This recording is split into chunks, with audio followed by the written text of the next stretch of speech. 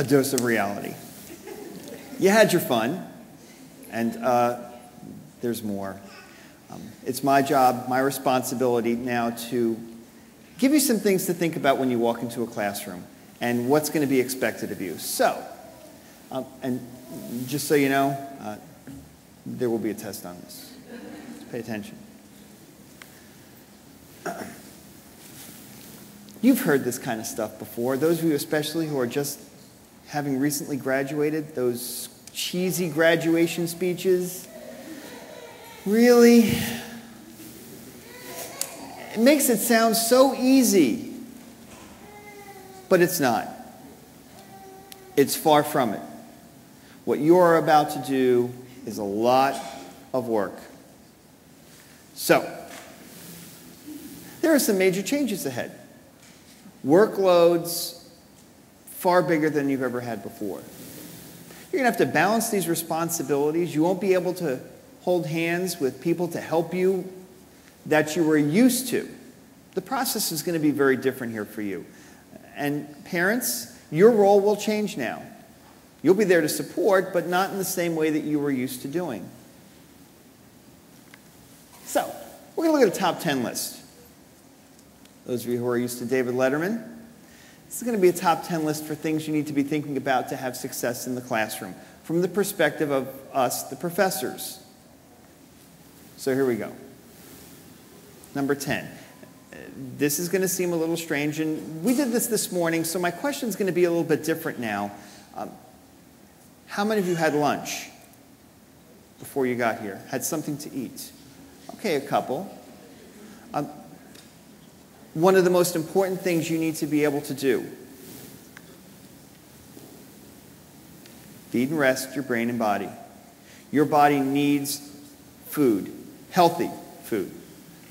An energy drink is not food, especially for those who are taking morning classes. Have an appropriate breakfast, something with a protein, something that will help you go through the day. Because otherwise, what we find in the classroom in the morning and right after lunch is the student whose head just goes down. And they're out. And that's certainly not going to benefit you. So, feed your brain, feed your body, and appropriate rest. We're going to start there. Number 9, budget your time. Think of what this involves. Study for research, reading, tests. Think about the responsibilities you have maybe at work, with families, transportation, parking. Don't discount that. You may have to plan extra time to make sure that you get to your classes on time. But you know what? Be grateful. Some of the four-year universities in the state of Florida do not allow their freshmen to take a car to campus in the first year. You'd have to take public transportation.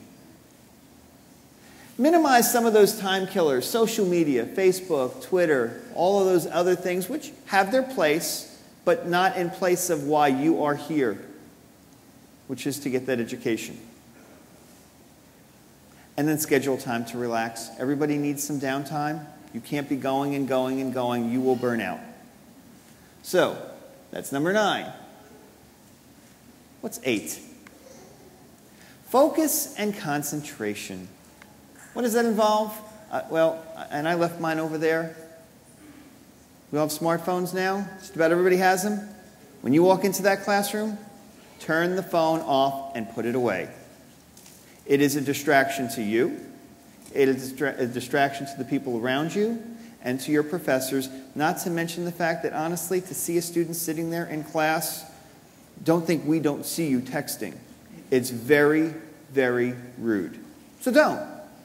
Put it away and focus on why you're here, which is to learn. It has its place, just not during that time in class. And you know, we live in a society that believes that we can multitask and it's successful. It's actually very ineffective to multitask. Do one thing at a time, do it well. Even if it means you budget your time, I'm going to spend 20 minutes here and then take a break. And then do 20 minutes on something else and take a break. This way you know you're focusing your attention on those things. Oh, and by the way, cramming for a test, an hour before you have to take the test, is not going to work. It's a very ineffective study habit. We'll talk about a better way later, but to try and do it right before, that's not learning. 7, using effective communication skills. Now, we think immediately about talking to people. It's the number one communication skill that you need to be good at or get better at. Listening. We need to have those strong listening skills. Not just in the classroom, but as we learn to communicate with a wider range of people than maybe we're used to, a wider range of age groups and ethnicities, develop those good listening skills, and they'll take you far. And then learn to ask tactful questions. Now, what I put here are questions that you never, ever, ever want to ask in a classroom of a professor. Did I miss anything? My answer has become, no, we just canceled class because you weren't here. Of course you missed something. Maybe the better way would be, I missed class, I need to make up what I missed. What do I need to do? Again, learn to ask those tactful questions. Do I need to take notes? Yeah. Even if you don't see anything going up on the board, take some notes for yourself. It'll be a memory aid. Will this be on the test? Yeah, just like this. And finally, and I love this, do I have to read the entire book? I had a student ask me that, and my response was, no, read every other word. And I could see them trying to figure this out. How do I do this in a book? We'll talk more about reading in a minute. But yes, read everything you're told to read, and then maybe some more than that. Enhancing relevant technical skills. This involves using PowerPoint, Word, Excel, other programs like that to help you in your classroom. It involves research skills. Not just surfing, but learn to use your library. Get to know your librarians. They'll help you in directed research, which you'll be doing a lot of.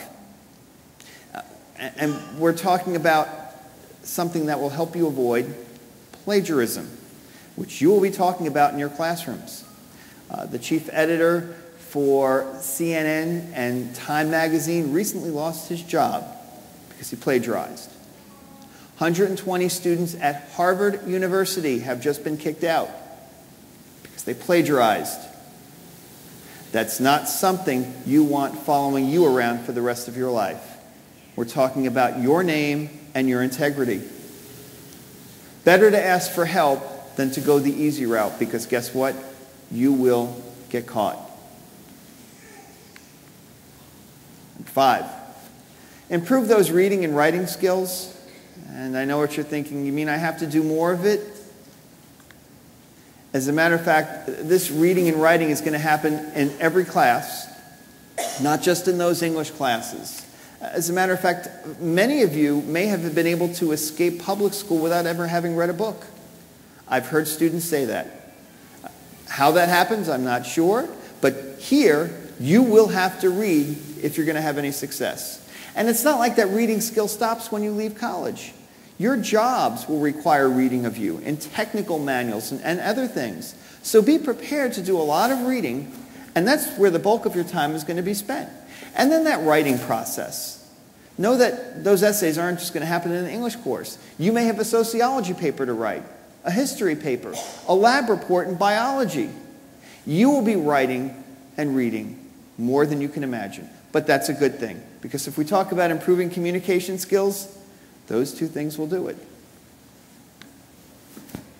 Number 4, develop a strong work ethic. I want you to think of yourselves as Olympic athletes. Those athletes that went to London weren't just happy to get to London. They wanted to win gold. They didn't go there and say, you know what, I'd be happy with a bronze. Think of that in the classroom. I just want to get out of here with a C. You go into every class with the goal of an A. You may or may not get it, but that's what you're shooting for. If you're shooting for anything less, rethink how you think about your study habits and the educational process. This is not planned mediocrity. You are in for a life of competition. When you're done here with whatever program you have here and you have to go find a job, you are competing with students from all over the United States and the world for that same job. The work ethic you develop now is going to carry over. So develop the strong work ethic right now. Number 3, you're going to hear this in every class. The concept of critical thinking. It involves something called metacognition, where we think about how we think. And in that sense, even how we study. It's a process of reflection. This is, of course, crucial to improved critical reading and oral and written communication skills. But there's something up here I want you to think about. When we think of the term meditation, we normally think, I'm going to empty my mind. Actually, meditation involves focused concentration on something. So every day, at the end of your class, at the end of your day, take a few minutes to reflect on what you learned that day. And you know what? When you do that, guess what you're doing? You're studying. So at the end, if you've done that every day, that process of studying is not cramming, it's just reflection. It's reinforcement of what you've already done. Getting close to the top 2 here now. This is what we call transfer skills. What we're seeing is that students are taking a class, and the information they learn in that class, they're forgetting as soon as the class is over. Like the idea of being able to write a good essay. They'll do well in an English class, they'll take some other class, and their writing skills seem to have disappeared. Be ready to transfer the information from one class to another. It's progressive. The more you can see connections between an economics class and a math class, or a biology class, and maybe something you study in history, the more you see those connections, the more you're going to be able to transfer information. And it's going to improve your educational process. So be prepared to not forget what you learn in one class, but carry it with you. Carry it with you through every course. All right, this last one, it may be a little bit unexpected to see it here. Those of us who teach here believe this. Enjoy the process of learning. Enjoy going to class. Enjoy improving your education. Enjoy what you are learning. Even though it may be challenging, the process should still be fun. Kurt Vonnegut had this to say, "Beware of the man who works hard to learn something, learns it, and finds himself no wiser than before." And wouldn't it be a shame to go through your education here and walk out and say, "What did I learn?" That would be a shame.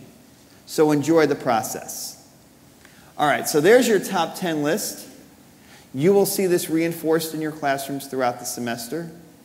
Be prepared to do this. Now, I promised you a test. Ready? Here we go. Consider these 2 statements. Socrates says the only true wisdom is knowing that you know nothing. Wait a minute.